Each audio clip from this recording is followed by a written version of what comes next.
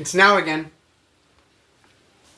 Madam Contest Chair, members, and guests. Life has a funny way of getting our attention. There's an old metaphor that says when life needs to teach us something, it starts with a feather, then moves to a brick, and if we still don't listen, it sends a truck. For years, I felt a growing sense of boredom and unfulfillment at work. It was like a feather brushing against my consciousness, a subtle but persistent reminder that something wasn't right. Each day felt the same, like I was going through the motions, and I often found myself wondering if this was all there was to life. These feelings reminded me of another period in my life, when I lost my religion in my early 20s, when I'd been training to be a pastor. In losing my faith, I struggled to rebuild purpose and meaning from the ground up. At that time, mindfulness entered my life. And through it, I was able to construct a new foundation, a way of living that didn't depend on external beliefs, but on presence and acceptance of the present moment. Still, when I felt unfulfilled at work, I ignored that feather. I told myself those thoughts could wait. But life had other plans. The brick hit me hard last year. On my daughter's 15th birthday, what should have been a day of celebration turned into a day of loss when I lost my job that morning.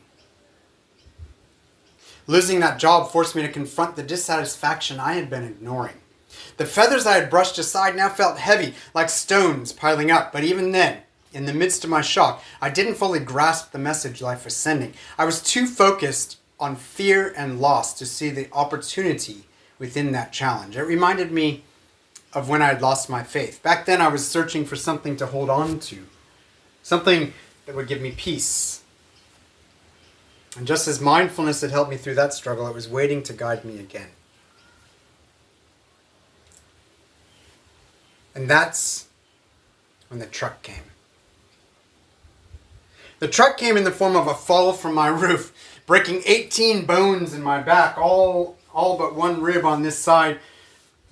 In an instant, I was lying on the ground, broken and in pain, with a level of vulnerability I had never known before. But amidst the agony, something unexpected happened. I felt gratitude. I was alive. And despite the severity of my injuries, I had no permanent damage. The truck had hit hard, but it didn't take everything. Instead, it left me with a deep awareness of how precious life is. As I lay in recovery, the message I had been avoiding for so long became crystal clear. I need to teach mindfulness, not just for myself, but for everyone who is seeking it, especially those struggling to find peace and meaning after losing their religion. Just as mindfulness helped me to rebuild my life after losing my faith, it could help others facing the same struggle.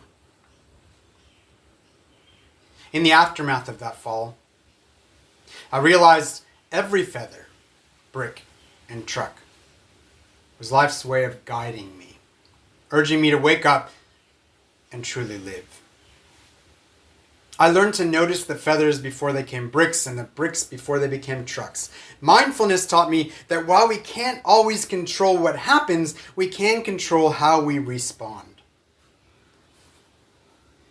We can choose to see challenges not as curses, but as gifts, opportunities to grow, learn, and become more present and alive.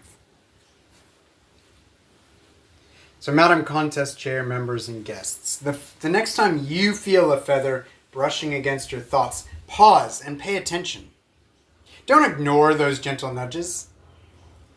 When a brick lands at your feet, don't wait for a truck to knock you down.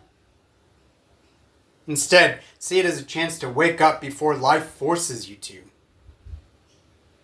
The universe is always speaking to us, sending us messages in feathers, bricks, and trucks. We don't have to wait for a truck to knock us off our feet to start listening. I encourage you to listen for the feathers, pay attention to the bricks, and take action before life needs to send in the truck. Each of us has a purpose, and it's up to us to listen, to learn, and respond before life makes the choice for us. In the end, it's up to us to decide whether we learn from the feather, the brick, or the truck. But if we embrace mindfulness, if we choose to live fully in each moment, we can navigate life's challenges with grace, resilience, and peace, and share these lessons with others.